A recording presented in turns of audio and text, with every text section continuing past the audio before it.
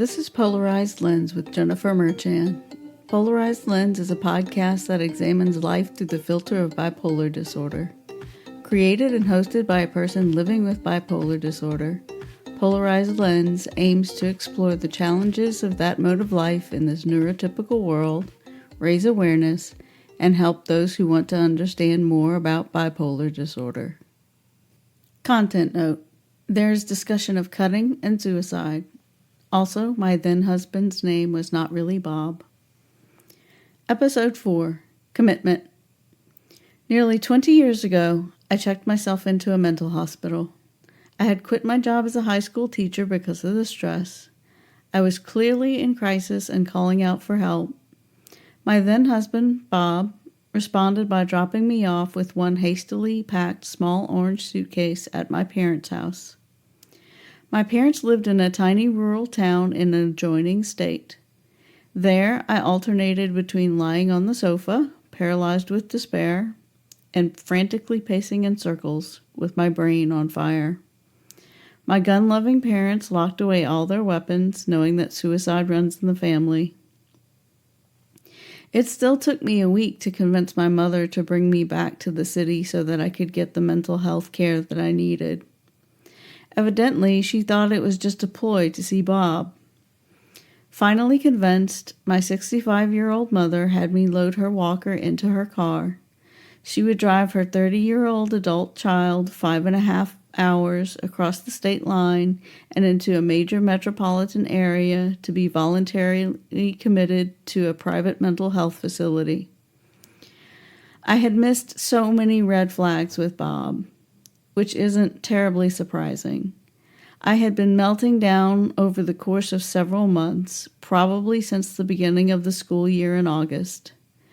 At various points that semester, there had been clear indicators that I had reached my limit. I had broken down in tears on the phone with the student's parent. I had broken down in tears in front of the principal. I had tried to get reasonable accommodation when the administration took away one of the 2 teacher preparation periods for the next semester. I had started seeing a therapist at the end of October. With my golden luck, I managed to find a therapist who didn't believe in mental illness that needed to be treated with medicine.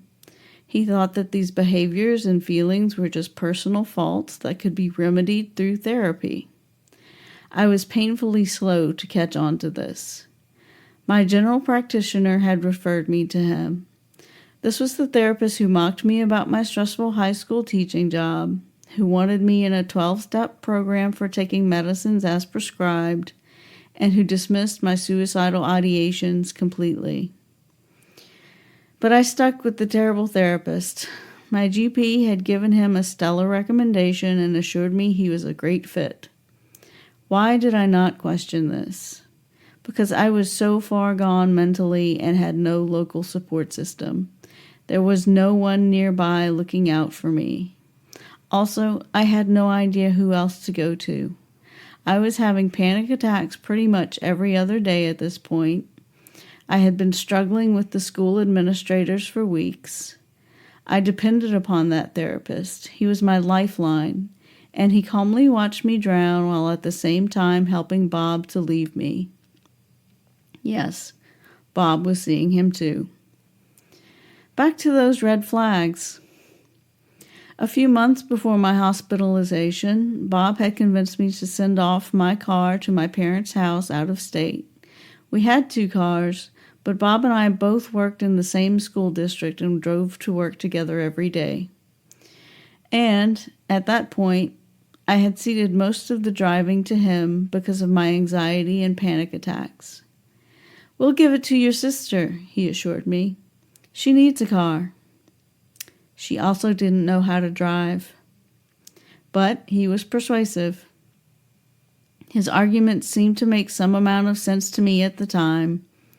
My sister now tells me that he had her making payments on the car as well, as it sat at my parents' house. This I had not previously known, and I only vaguely remember the rest of it. I do remember that Bob had been encouraging me to apply for admission to a graduate program in comparative literature at an out-of-state university. At the same time, he was very vague about where he might be working while I started that graduate program. In my eagerness for an escape from high school teaching, I completely fell for it and applied. He had encouraged me to go for an in-person interview for the program, and I had gone. The week that I was gone gave him a taste of the freedom he craved. I came back, but things were never the same. Another red flag that I missed was his budding friendship with someone I had befriended at work, a fellow teacher. Let's just say that I was oblivious until it was too late. What's important is that it represented to Bob that he had options. Meanwhile, I was fantasizing about going to graduate school in-state in classics. And, at the time, I was already literally flunking out of graduate school. I was taking education classes, trying to work towards a master's in education in order to keep my job, but I was finding it difficult to complete online courses at a time when online anything was still a novelty. And of course, my thinking was far from clear. I was also fighting with the high school and district administrators for that second planning period. I had to provide documentation of my disability, which at the time was officially depression with anxiety. And as much as I hate to admit it, the one thing that wretched therapist came through on for me was documentation. The administrators ended up granting me a second planning period by transferring all the students from that period into other periods. I would now have 29 students in one period and 33 students in another, while the district's own limit was 30 students per period. Learning this was their solution was too much for me, and I resigned, giving 2 weeks' notice. Honestly, looking back, I think I quit just as much because my mental condition just kept getting worse, and I simply could no longer cope. But I somehow managed to stay on for 2 weeks after I submitted my resignation. My quitting was not unexpected. I was, however, blindsided by Bob's reaction. Once I finished my 2 weeks and had become financial dead weight, Bob told me that our marriage was over. So I cut myself. I hesitate to say I tried to commit suicide because the effort was too anemic to allow that label. I cut myself. My brain was on fire, and I thought it would bring some relief. I had also hoped that I would have the courage to end it all, but the reality didn't rise to that point, not even close. I bled a little. Enough to concern Bob enough to buy bandages, but not take me to the ER, which means it left an ugly scar. At this point, you can probably understand why Bob left me with my parents. Well, I can't. I was in a major metro area. I was already seeing a therapist and a doctor. Why did he drive 5.5 hours to dump me at my parents' house and 5.5 back when he could have driven 15 minutes to dump me at a mental hospital? That's a lot of driving for a statement that could easily have been missed, except that he spoke the words to me to make it clear. He was no longer responsible for me. So I found help by myself.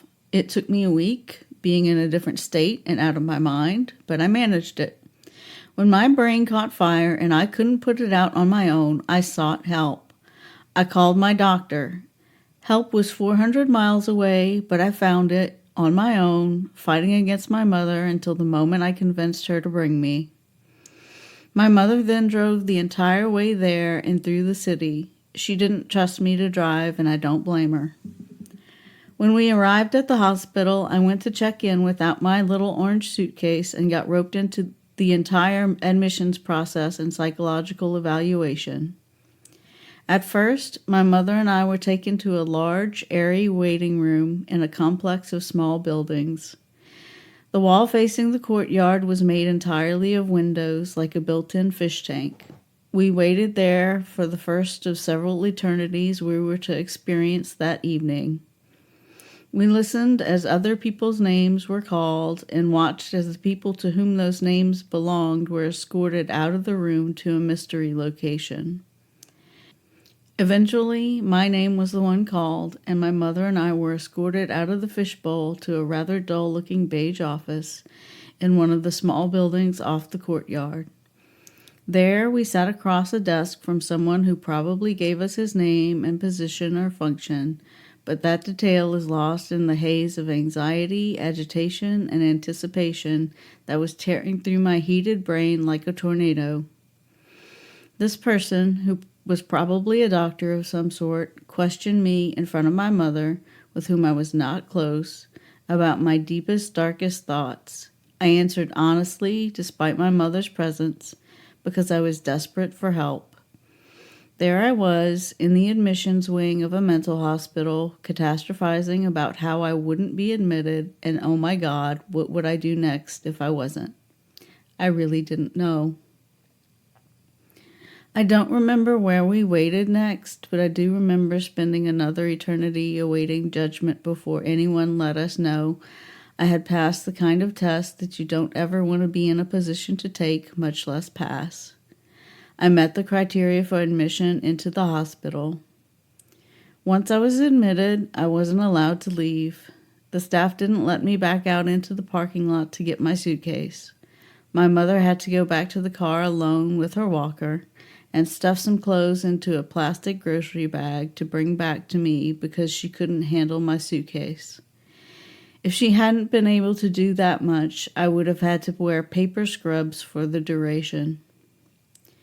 I entered the ward to which I had been assigned, and I was taken to a small white room off the common room, where I was asked to take my clothes off and lie on the table.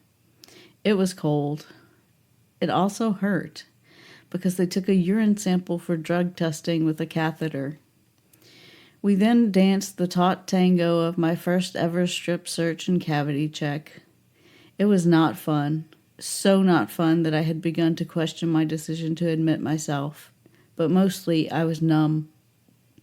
The reality of self-committal, which had begun with finding out I couldn't leave to get my suitcase, had become fully manifest. I don't actually remember if the delivery of the plastic grocery bag of clothes came before or after the examination, but probably after. I have no idea how long my mother had to wait during this entire process, but it seemed like a string of eternities to me.